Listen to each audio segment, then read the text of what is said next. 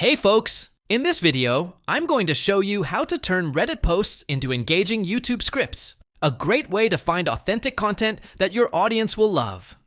First, head over to Reddit and find a subreddit related to your niche. For example, if you make tech videos, look for tech-related subreddits. Find a post that has interesting comments or a story you want to share. Now, copy the main post and some of the best comments you want to include.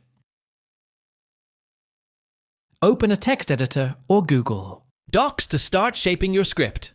Begin by writing a short intro to set the context. Explain what subreddit and topic you're covering.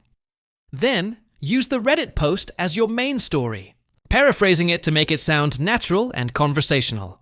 Add comments or opinions as supporting points or different viewpoints. Make sure to add your own commentary or reaction to keep it engaging and personal. Finally, wrap up the script with a conclusion or a call to action. This method helps you create content that's relatable and already proven interesting to real people. And that's it. Turning Reddit posts into YouTube scripts is easy and gives you fresh ideas to connect with your audience.